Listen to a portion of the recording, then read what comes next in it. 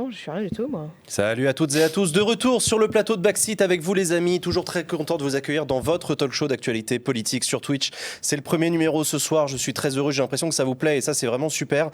J'ai aussi l'impression que ça vous plaît puisqu'on est déjà à bientôt 14 000 euros réunis sur le financement participatif, la page Ulule. Merci beaucoup à toutes les personnes qui ont donné pour financer cette émission, pour financer ce projet d'une émission politique pour les jeunes à l'occasion de l'élection présidentielle, ça fait super plaisir. On est dans la deuxième partie de l'émission et chaque semaine avec Usul et Léa, on souhaite recevoir une personnalité politique de premier plan, quelqu'un qui va venir répondre à nos questions, à notre manière d'aborder l'actualité politique. Et cette semaine, en première invitée, nous avons l'immense plaisir de recevoir Clémentine Autain. Bonjour. Clémentine Autain qui prend place autour du plateau de Backseat. Soyez la bienvenue, merci encore une fois. C'est moi qui suis ravie en fait. Merci d'avoir accepté notre invitation. Clémentine Autain, vous étiez la tête de liste de la liste La France Insoumise au premier tour de l'élection régionale en Ile-de-France et vous avez fusionné les listes avec vos camarades écologistes et socialistes derrière Julien Bayou. Et là d'ailleurs vous revenez d'un meeting. Exactement. Juste avant, vous avez quitté le meeting pour venir nous rejoindre. Exactement, on Comment était s'est avec passé ce meeting Audrey Pulvar et Julien Bayou. Dernier meeting de campagne d'entre deux tours, où l'enjeu c'est la mobilisation notamment de celles et ceux qui ne sont pas allés voter dimanche dernier et qui pourtant peuvent partager nos convictions d'en finir avec cette droite régionale qui est quand même très réactionnaire, très libérale sur le plan économique et qui marche dans les pas de l'extrême droite et puis qui a envie d'un changement social, écologique, mais qui peut-être dimanche dernier était... On en parlait dans la première partie de l'émission de ce taux d'abstention. Je me doute que pour les personnalités politiques comme vous avez fait campagne régionale, vous pensez régionale depuis plusieurs semaines, depuis plusieurs mois. Ouais, de longs mois. Non, mais j'imagine, voilà. Et c'est le fait que 82% des jeunes ne se déplacent pas, vous le vivez comment ? D'abord, en fait, c'est pas spécifique à cette élection-là, parce que ça fait 20 ans qu'on a d'élection en élection une abstention qui est record. Donc à chaque fois, on bat des records, de record en record. Donc c'est structurel maintenant. C'est structurel et la pente est tout à fait terrifiante. C'est pas en une élection qu'on va réussir à remonter la pente. Ma position qui est la position de ma famille politique, c'est que je crois que si on n'a pas une nouvelle république, c'est-à-dire à un moment donné un coup de tonnerre où on dit bon, ça va pas du tout, système institutionnel, il vous plaît pas, la politique telle qu'elle va ne va pas, les médias, il faut avoir aussi un travail pour les refondre, il faut changer la justice, il faut changer la démocratie dans l'entreprise. Voilà, une espèce de grand chambardement. Je vois pas comment on peut renouer un lien de confiance entre les jeunes et les moins jeunes, et la politique, et puis et les institutions. Et puis après, il y a aussi la gauche, parce que ce qui m'intéresse aussi, c'est nous, c'est-à-dire la déception, qui n'est pas non plus complètement nouvelle, mais qui s'est accélérée avec l'ère Hollande, où le mot gauche lui-même, je vois chez les jeunes générations, c'est que ça parle peu, et il y a pas, c'est pas une promesse en soi, c'est-à-dire que le mot gauche n'ouvre pas un sésame, on se dit tiens, on voit ce que ça va être.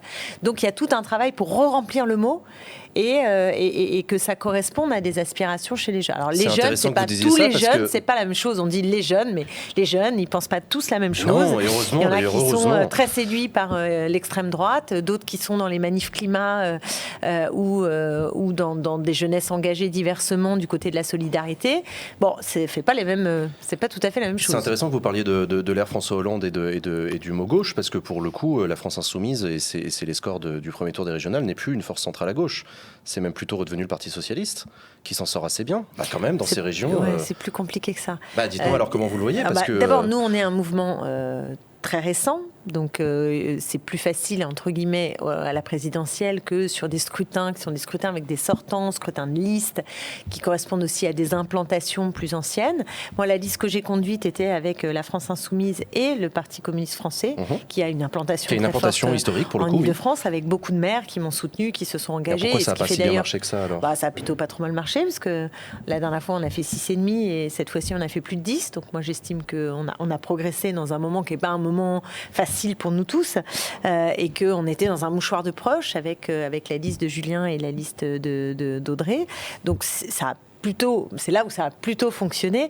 Mais après, pour avoir cette implantation, c'est quelque chose d'assez long. Et le Parti socialiste semble plus fort aussi parce qu'il a beaucoup de sortants. Mais quand on regarde ses scores, je suis désolée, mais en Île-de-France, le Parti socialiste faisait 25% la dernière fois. En 2015. En 2015, c'est pas si vieux. Ouais, et là, il a 11.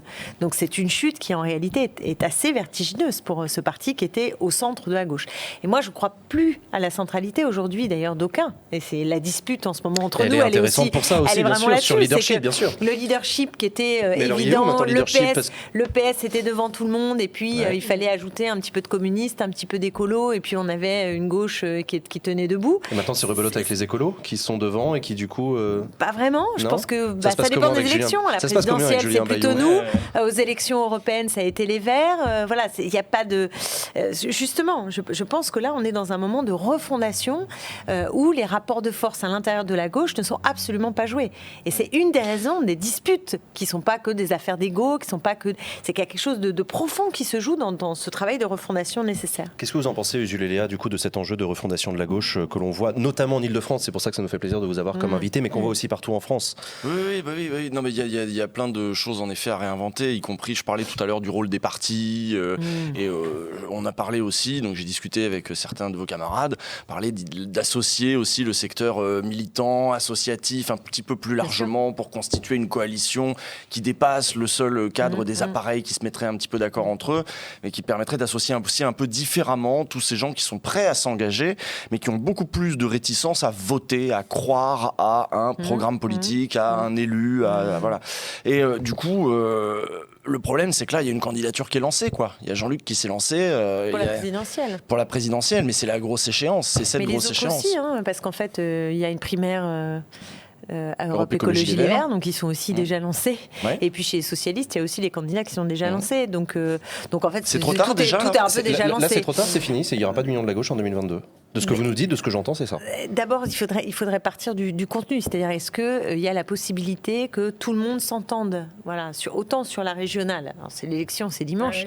Mais moi, je suis quand même très heureuse qu'on ait réussi ce rassemblement. Mais on l'a fait sur la base de contenu. Alors, c'est plus facile au régional qu'à l'échelon national.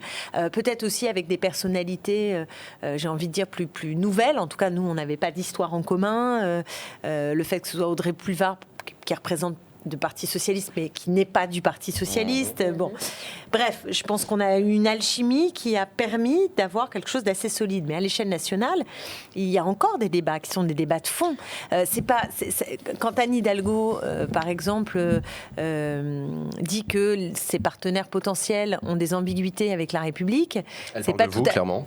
Oui, des Verts aussi. En l'occurrence, c'était sur Europe Écologie Les Verts. Mais ce que je veux dire, c'est que ça donne aussi une tonalité, une ambiance. Quand on n'est pas d'accord sur la réforme des retraites, on l'a combattu ensemble à l'Assemblée nationale, toute la gauche, avec les socialistes. Moi, j'étais dans le groupe de travail pour être avec les socialistes, pour imaginer un projet alternatif. Bon, ça a accouché de pas grand-chose, parce qu'en fait, la base d'accord n'est pas suffisamment grande. Or, si on ne peut pas s'entendre sur la réforme des retraites, sur la réforme de l'assurance chômage, vous voyez, sur des grandes choses, sur le rapport à l'Union européenne, sur le nucléaire, bon, c'est pas des petits sujets. Sur la 6e République, tout le monde n'est pas d'accord pour une nouvelle République. Donc, je veux pas dire, moi, je suis... vous connaissez dans ma famille politique plutôt celle qui cherche à rassembler vraiment. Je suis pas la seule, c'est pas ça que je veux dire, mais je suis plutôt connue pour en tout cas faire des efforts de ce côté-là. Mais il y a un moment donné, il faut qu'il y ait des bases de contenu. Et si ce contenu n'existe pas, on peut pas être sur un moins 10 ans et quelque chose qui n'aurait pas d'allure. D'ailleurs, quand on regarde les sondages, on se rend compte que les électorats sont fâchés. C'est pas seulement les partis ou les personnalités. Si vous mettez Anne Hidalgo candidate de toute la gauche, elle fait 2 ou 3 points de plus. Si vous mettez Jean-Luc Mélenchon candidat de toute la gauche, il fait quelques points de plus. Alors, c'est lui qui fait le plus de points, c'est clair, mais il ramasse pas la mise. Donc c'est bien qu'il y a 2 électorats qui malheureusement, je dis malheureusement d'une certaine manière, sont aujourd'hui assez fâchés. Voilà, mais pourtant, vous arrivez à vous unir. En Ile-de-France, c'est entre les 2 tours. Dans les Hauts-de-France, c'était même avant le premier tour. Léa, est-ce que tu penses que là, on a le formant de quelque chose? Mais justement, Léa, tu vois ça comment, toi? Alors, je suis d'accord avec vous, Clémentine, dans le sens où effectivement, on n'est pas du tout sur le même type d'élection. C'est-à-dire C'est-à-dire que ce qu'on expérimente aujourd'hui pour l'élection régionale n'est pas du tout ce qu'on peut expérimenter pour une présidentielle, pour un tas de raisons que vous venez d'évoquer, que ce soit en termes de personnalité, que ce soit aussi sur les sujets. Mais moi, j'étais très intéressée de voir, vous avez eu très très peu de temps pour vous mettre d'accord sur un programme commun, sur le second tour. J'imagine que vous aviez quand même réfléchi en amont sur l'éventualité d'une alliance, en imaginant que ça pouvait être envisageable. Comment ça s'est passé concrètement, les négociations ? Enfin, sans rentrer vraiment dans les détails, mais je vois typiquement qu'une mesure phare du programme d'Audrey Pulvar que beaucoup de personnes appréciaient, c'était la gratuité des transports en commun. Là, on voit finalement dans votre je présente le programme pour celles et ceux qui ne l'ont pas vu, ici consultable aussi sur Internet, on voit que finalement cette mesure qui pouvait pourtant nous sembler être quelque chose sur laquelle la France Insoumise et les Verts auraient pu aussi se mettre d'accord. Enfin, tout le monde est d'accord pour des transports en commun. Non, ce n'est pas le cas. Vous avez prévu finalement la gratuité des transports pour les bénéficiaires des minima sociaux, les moins de 18 ans et les 18-25 ans étudiants. Et ben voilà, vous avez ce qu'on appelle un compromis. Oui, mais pourquoi Julien Bayou. Justement, je sais ce qu'est un compromis, mais je voulais savoir précisément comment Julien vous êtes mis d'accord. Julien Bayou, je ne suis pas sa porte-parole, mais Julien Bayou, au premier tour, n'avait pas de mesure spécialement de gratuité. Il n'était pas sur cet horizon. Moi, je portais la gratuité pour les moins de 25 ans, pour tous les bénéficiaires des minima sociaux, et au cours de la mandature, pour les personnes retraitées sous condition de ressources. Finalement, on n'est pas très loin du compromis. Et Audrey Pulvar était pour la gratuité totale. Voilà, le débat, je dirais que là, c'est ce que je disais aussi, et Julien le disait, c'est qu'on ne peut pas lever l'impôt, donc on n'a pas un budget qui est extensible à l'infini, et on a un enjeu qui est le développement des transports en commun, notamment pour tous ceux qui habitent en banlieue, en grande couronne. Le premier problème, malheureusement, c'est pas d'abord l'argent, même si ça peut être, je dis pas que c'est pas un problème pour plein de gens, mais ce que je veux dire, c'est que quand on habite Paris, intramuros, on a envie de la gratuité. Quand on est en première couronne, on aimerait bien que les transports marchent, et quand on est en grande couronne, on aimerait bien qu'il y ait des transports. Voilà. Donc il faut trouver un projet qui permette de satisfaire l'ensemble. Moi, je suis vraiment pour l'horizon de gratuité. Ma famille politique l'a toujours défendu depuis très longtemps. Mais là, il fallait qu'on trouve un équilibre. Donc moi, j'estime que ce à quoi on arrive, c'est un bon compromis. C'est-à-dire que c'est quelque chose qui fait avancer la gratuité. On est sur une mesure qui finalement était une mesure que vous aviez un peu imaginée déjà dans votre programme initial, si j'entends bien. C'est finalement assez proche de votre programme initial. Il y a de la gratuité, mais il n'y a pas toute la gratuité. C'est un compromis. Et je pense que c'est positif. Vous avez dû lâcher sur quoi ? Moi, j'avoue que nous, on n'a pas tellement lâché, en fait. On n'a pas eu à lâcher. Personne n'a lâché grand-chose. Non, mais on n'a pas eu tellement à lâcher. En fait, on a enrichi. Mais non, mais c'est la vérité. D'ailleurs, c'était assez rigolo ce que je disais au meeting tout à l'heure. C'est qu'au premier tour, tout le monde disait mais pourquoi vous avez 3 listes ? Vous racontez la même chose, c'est pareil. Pourquoi vous avez 3 listes ? Maintenant, et depuis qu'on est ensemble, au second tour, tout le monde nous dit mais je comprends pas. Vous êtes ensemble alors que vous êtes vraiment tellement pas d'accord. Donc, il faudrait s'entendre, quoi. On est trop d'accord ou pas assez d'accord. En vrai, je trouve aussi que chemin faisant dans la campagne, alors que nous avons des formations politiques différentes, des profils différents, des sensibilités différentes. Au fur et à mesure des débats, y compris plein de débats qu'on a eu dans des secteurs, parce qu'on a fait des débats pour l'économie sociale et solidaire à la Chambre de commerce et d'industrie. Enfin, on a fait plein de débats en fait. Et au fur et à mesure, on s'est dit, c'est vrai que ce qu'on raconte finalement, ça converge. C'est-à-dire qu'on avait des mots communs, des propositions communes. Et après, on a enrichi. Par exemple, il n'y avait pas dans le programme de Julien Bayou la gratuité des cantines pour les lycéens des 4 premières tranches du quotient familial. Et voilà, ça a été intégré. Donc c'est ce que j'estime être enrichi. Est-ce que vous trouvez que c'est une expérience qui vous permet de ressortir encore plus, enthousiaste à l'idée de composer avec d'autres forces politiques de gauche? Non, mais il n'y a pas d'issue sinon, y compris la présidentielle. Croyez pas que c'est amusant de se dire il va y avoir 25 candidats à gauche. J'ironise, mais c'est forcément pas une bonne nouvelle. Bien que, je rappelle que quand Mitterrand a gagné, qui est quand même, il n'y a pas eu 50 fois où la gauche a été au pouvoir, c'est la fois où il y avait marché en face. En 74, il était candidat seul, et là, il a perdu. Donc il ne faut pas non plus se raconter que l'unité dès le premier tour est le sésame pour gagner une élection présidentielle. J'insiste là-dessus parce que c'est pas le problème, c'est la faiblesse de la gauche. C'est d'abord sa faiblesse. Justement, c'est aussi parce qu'il y a une faiblesse de la gauche, parce qu'il y a une offensive idéologique, un glissement à droite de tous les repères de tout le monde. Moi, je voudrais revenir sur cette interview de Valérie Pécresse dans Le Figaro. La présidente sortante de la région Île-de-France. Voilà, je me suis fait un plaisir de lire. On voit que son élément de langage, d'ailleurs, c'est de parler à propos de votre alliance de gauche extrême. Elle ne dit pas extrême gauche, elle dit gauche extrême, elle le martèle plusieurs fois. fois dans l'interview. Et alors là, attention, c'est parti. Monsieur Hamon, Madame Autain et plusieurs colistiers ont manifesté en 2019 avec le CCIF, association dissoute depuis pour son rôle dans l'assassinat de Samuel Paty. On va même plus loin, aller voter RN ou même voter LREM, c'est faire élire cette gauche extrême. Donc en gros, même voter LREM, finalement, c'est voter pour ceux qui ont tué Samuel Paty. Enfin voilà, on est dans une... Oui, ça, en ce moment, ça y va, depuis le début de la semaine. Comment on gère cette violence-là? Comment on ressente? Comment on arrive à reparler sérieusement quand là, les débats... Je suis désolée, nous n'avons pas... Pourtant, on a essayé, ça fait des semaines. Parce qu'en fait, à aucun moment, on a réussi à avoir vraiment un débat de fond avec Valérie Pécresse. D'ailleurs, elle n'est venue dans aucun des débats dans lesquels dont je vous parlais tout à l'heure, les débats qu'on a eus sur chaque secteur. Elle a envoyé des vice-présidents. Elle est entrée en campagne très tard. Et au fond, elle ne veut pas qu'on parle de son bilan. D'ailleurs, je comprends, parce que le bilan n'est pas flatteur. Elle a, par exemple, divisé par 2,5 le budget logement en Ile-de-France. Qui le sait, d'ailleurs? Personne ne le sait. 750 000 demandes de logement en Ile-de-France. Et Valérie Pécresse divise par 2,5 le budget logement. C'est pas rien, quand même. Elle a baissé considérablement les dotations par habitant dans tous les départements, à l'exception d'un. Je vous le donne en 1000. On fait le quiz, là. C'est moi qui vais faire le quiz. Je fais le quiz, là.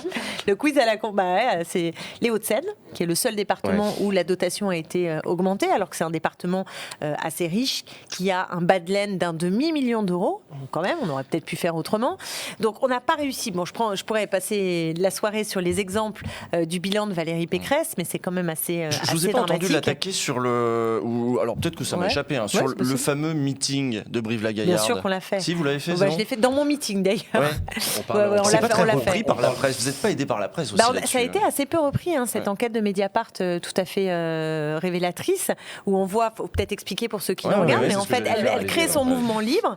Elle crée son mouvement libre, et là, viennent dans ce meeting décentralisé, si j'ose dire, à la campagne, en week-end, des responsables associatifs qui souvent représentent, pas que, peuvent représenter des communautés diverses et variées.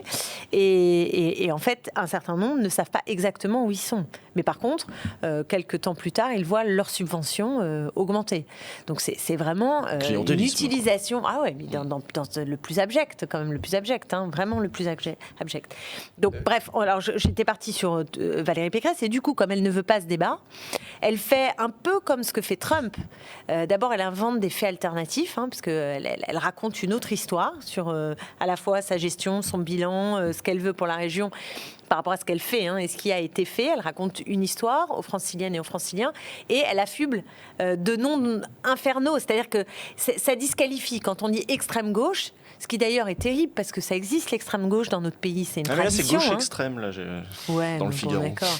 Mais là, ça existe dans ce pays. Et d'ailleurs, il y avait une candidate à la régionale, Nathalie Arthaud, qui mérite le respect. Et moi, je la respecte. Mais nous avons fait une alliance qui n'est pas une alliance d'extrême gauche. Donc, elle utilise ce terme exprès pour effrayer. Après, on a eu droit, évidemment, à islamo-gauchistes, indigénistes, décroissants, adeptes de la désobéissance civile, les mensonges, avec moi, bien sûr, et mon fameux meeting où j'ai invité Tariq Ramadan, qui n'a jamais existé. Je n'ai jamais rencontré de ma vie Tariq Ramadan, quand même, que tout le monde le sache. Jamais de ma vie, absolument. Et j'ai même retiré ma signature d'un appel en 2005 parce qu'il y avait Tariq Ramadan, et cette tribune est toujours publique, dans laquelle j'explique. Il y a beaucoup de gens dans le chat qui se plaignent parce que vous parlez beaucoup et parce qu'ils trouvent qu'il n'y a pas assez de... Non, je vous en prie, c'est pas contre vous, mais parce qu'ils se trouvent que je reprends pas assez la main, donc c'est pour moi, c'est pas pour vous. Mais reprenez la main, mais absolument. En gros, ils disent qu'il n'est pas en train de bosser, quoi. Oui, c'est ça que je voulais parler. Et ils parlent, et on n'a pas leurs questions, c'est ça? Non, si, c'est ça. Non, mais ils écoutent, et je suis d'accord, effectivement, il y a un manque de reprise, il n'y a aucun souci, les amis, vous inquiétez pas. Non, mais ce qui m'intéresse, c'est que justement, depuis tout à l'heure, on est en train de parler là d'une élection régionale, et en fait, on est déjà en train de faire du règlement de compte entre vous et la présidente sortante Valérie Pécresse. Est-ce que ça participe pas aussi du taux d'abstention? C'est elle là qui. Usul m'interroge sur la façon dont elle m'attaque. Je suis obligée de répondre, donc moi je veux bien parler que de la région. Voilà, c'est le climat qui pèse et qui fait que d'ailleurs on n'arrive pas à parler du contenu et des projets. Qu'on a du mal à parler du fond. D'ailleurs, vous avez été, enfin, je sais pas si vous avez été empêché de parler du fond, mais il y a aussi des attaques qui sont venues, je trouve, de manière assez surprenante de la part de Jean-Paul Huchon. Jean-Paul Huchon, ancien président de la région. Non, mais du coup, j'en remets une pièce dans la machine. Oui, alors moi je sais plus quoi faire là. Oui, c'est vrai. Pourquoi est-ce que Jean-Paul Huchon s'en prend à vous en disant qu'il votera sans problème pour la droite? Qu'est-ce que c'est que cette gauche déboussolée? Manuel Valls aussi. Hein. Ouais, Manuel Valls, pour le coup, je m'y Mais bon, je attendais. dirais, on a l'habitude. Oui, on est c'est Non, mais pas c'est faux. un peu ce que j'allais dire. Manuel Valls, bon, d'accord, mais je l'avais mis c'est dès presque 2015, ok. cohérent. Il est Mais parti Jean-Paul- loin, très très Mais très Jean-Paul loin. Huchon, pourquoi? Mais pareil, en fait, hein, je pense qu'à un moment donné, il y a des digues qui sautent. On parlait de refondation et de recomposition. Je pense qu'il y a des choses qui s'éclaircissent. Et c'est vrai que c'est assourdissant parce que, bon, alors évidemment, il n'a plus de boussole à gauche. Hein, je veux dire, il appelle même pas à voter pour Laurent Saint-Martin en marche. Ce que font souvent les socialistes qui suivent Laurent Saint-Martin. Là, ça y est, c'est direct Valérie Pécresse. Et qui, en plus, ne cesse de l'accuser de tous les maux, puisque le bilan de Valérie Pécresse est empêché par toutes les horreurs qu'a fait son prédécesseur Jean-Paul Huchon. Donc il a en plus vraiment pas beaucoup de dignité pour lui-même. Donc tout ça est complètement fou. Mais c'est peut-être parce qu'on fait... Je veux dire Jean-Paul Huchon après tout. Bah, c'est quand même l'ancien président de la région. Oui, bien sûr, mais typiquement le chat, qu'est-ce que vous en pensez?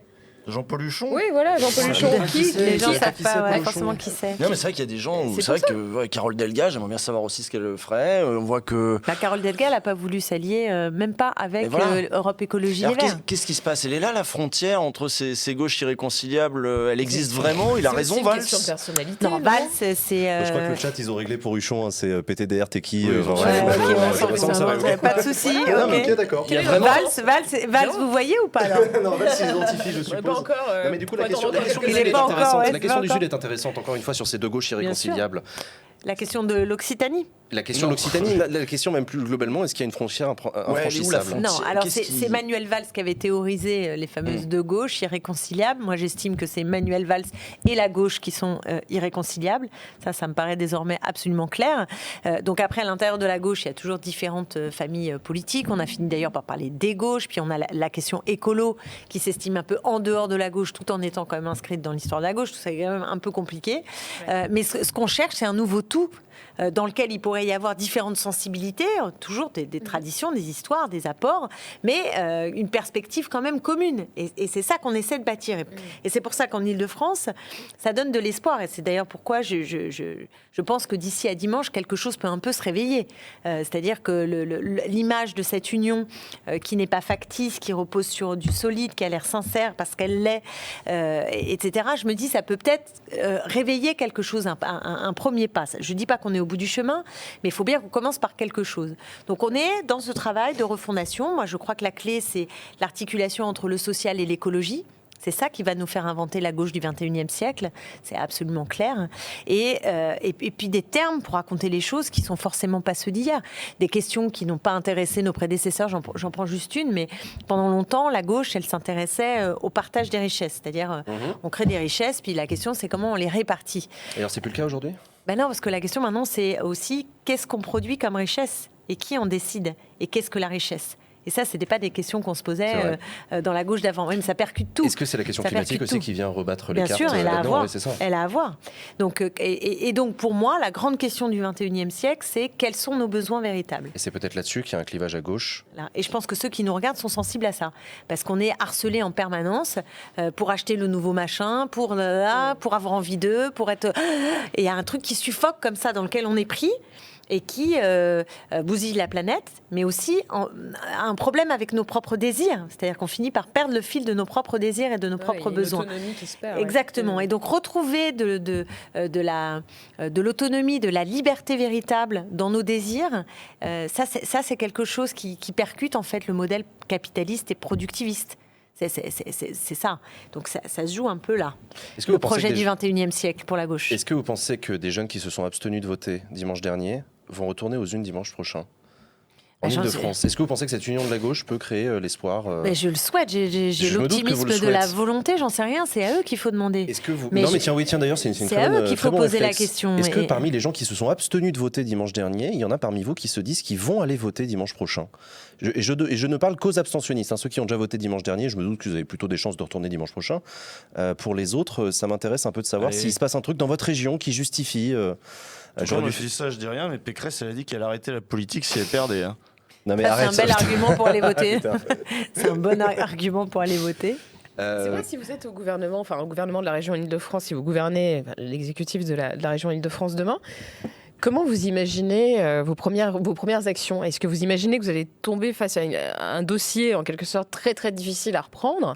Ou est-ce que vous imaginez que vous allez pouvoir très vite, tous ensemble, du coup, cette nouvelle force de gauche que vous êtes en train de créer, insuffler aujourd'hui, arriver à faire des choses très concrètes rapidement et arriver, vous pensez qu'il y a vraiment... Oui, je pense. Parce que parfois, il y a aussi ce qu'on espère pouvoir faire et puis la réalité du terrain.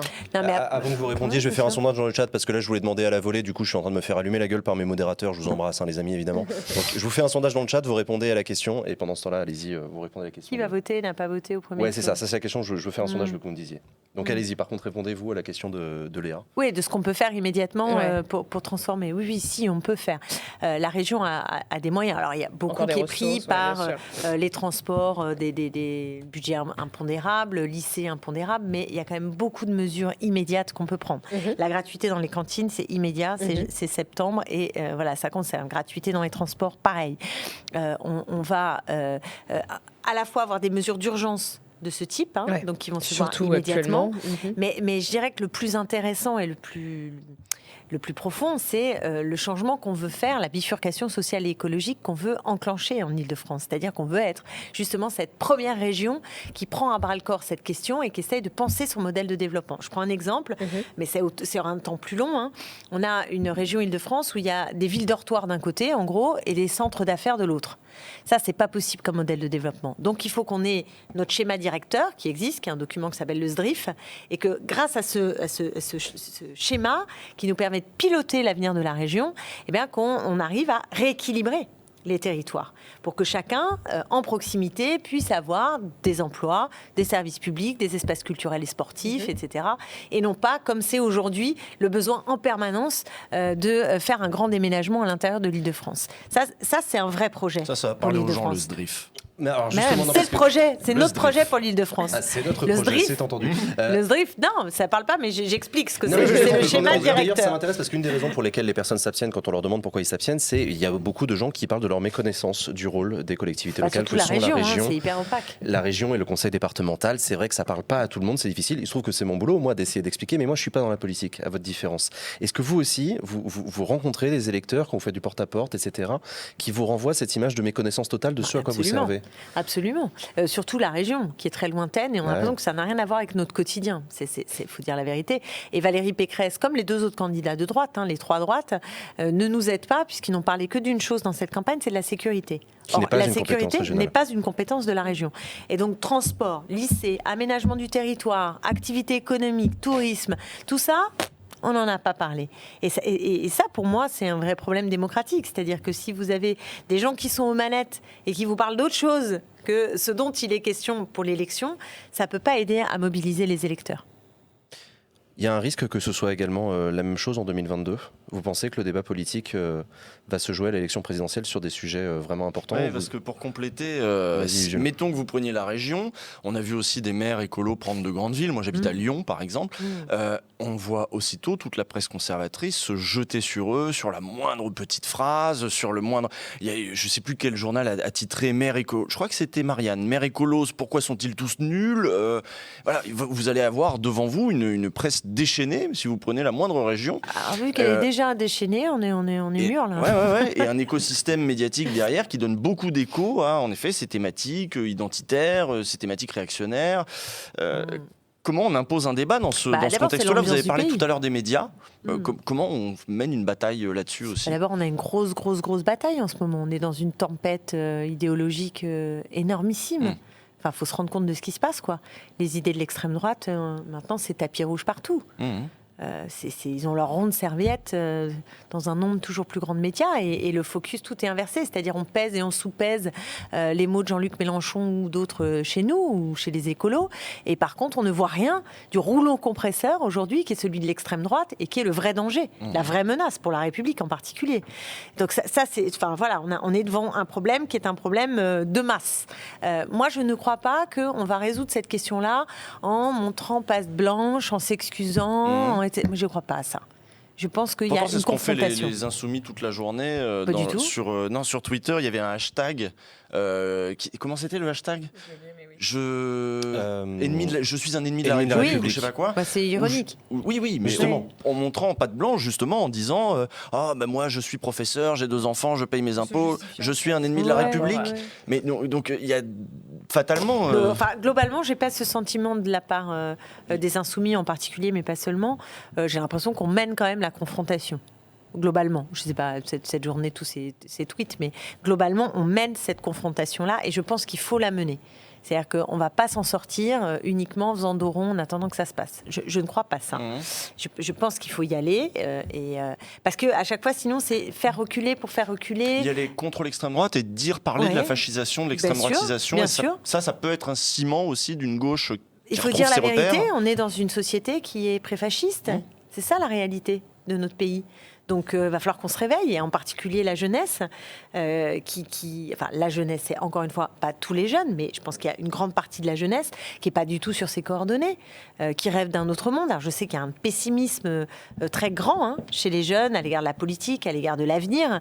Donc, c'est à nous aussi d'être capables de rouvrir l'espoir, mais on ne va pas le faire tout seul, et ça se passera par cette confrontation. Et pour revenir à l'élection régionale, c'est vrai que là, on sent une espèce d'ambiance un peu comme on avait en 80 avec les chars soviétique qui allait arriver Alors, pour place ceux de la qu'on- Concorde. Mais Pour ceux qui n'ont pas la ref et qui n'étaient pas nés, effectivement, c'était la peur qui était utilisée par la droite et la presse de droite à l'époque face au risque de l'élection de François Mitterrand, Qu'allait être le chaos, socialo-communiste. pas possible. Et voilà, il y avait un risque que les chars soviétiques arrivent place de l'Étoile à Paris. On en rigole, mais à l'époque, il y avait vraiment des gens qui ont eu peur de ça.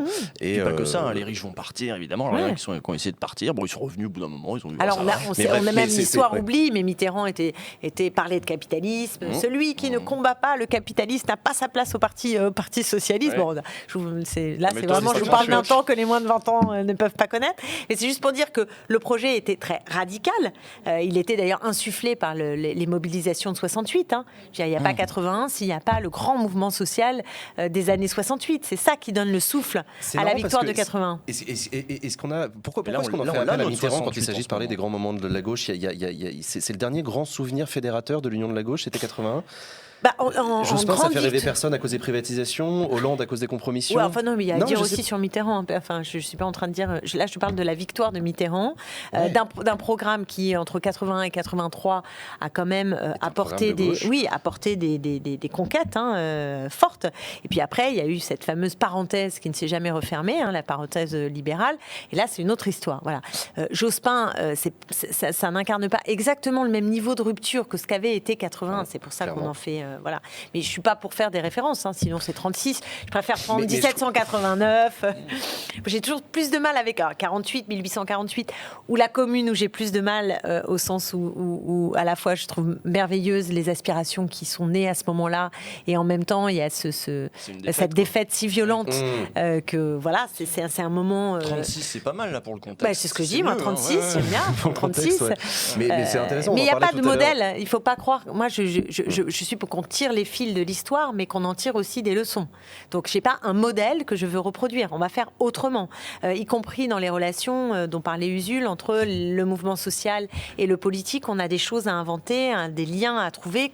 Là, pour le coup, plus comme en 36. Eh oui, en 36, c'est ça c'est qui ça, a, la qui a CGT, la porté. CGTE qui se Voilà, quelque réunissent. chose qui a porté. Et je ressens plus aussi parce que les années 30, malheureusement, c'est le parfum. Enfin, c'est le parfum du moment. C'est ça qu'on ressent. On sent qu'il y a une violence, y compris, mais délirante, une violence dans le débat public qui donne pas très envie de s'en mêler. Bah, Enfin, pas je veux sur ce dire, plateau, en tout les cas, jeunes qui j'espère pas. regardent ça casse la tête. Pas sur ce plateau, j'espère pas. En tout cas, on arrive déjà à la fin de cette interview, Clémentine Autain. Donc, je rappelle que vous êtes candidate sur la liste de François Bayrou, de Julien Bayou. Je suis désolé, je suis claqué. De Julien Bayou. Donc, Et qui l'a avec fait, Audrey celle-là, Pulvar. c'est Anne Hidalgo. Je crois que c'est Hidalgo qui a fait Anne la même à Hidalgo la qui a fait radio. cette erreur-là. Alors vous, on vous Julien pardonne. Bayrou, je crois, Anne Hidalgo, c'était Ouais, plus ouais, étrange. c'est un peu gênant. Non, donc Julien Bayou, donc candidat Tout donc, à fait, de Julien cette liste Bayou. de l'Union de la gauche, face à qui se place donc Valérie Pécresse, présidente sortante Les Républicains, et par ailleurs arrivée en tête au premier tour, ainsi que Laurent Saint-Martin Un bel espoir de changement à la clé de La dimanche. République en marche. Non, mais je dis ça pour que les gens qui habitent en Ile-de-France sachent de qui on est en train de parler. Merci beaucoup Clémentine Autain Merci de l'invitation. d'avoir accepté Avec notre grand invitation. Je vais plaisir. vous laisser repartir du plateau. Nous, on va Bien conclure sûr. rapidement cette émission. Très bien, je vous écoute. Merci beaucoup. Merci. Merci beaucoup. Merci les gars. Bon, on va conclure cette émission tranquillement. J'espère que ça vous a plu pour cette première. Ouais, c'est chouette. Ouais. Ça vous a plu? Ouais, C'est vraiment cool. ouais. J'étais un peu stressé. Dans le chat, il y a beaucoup de réactions.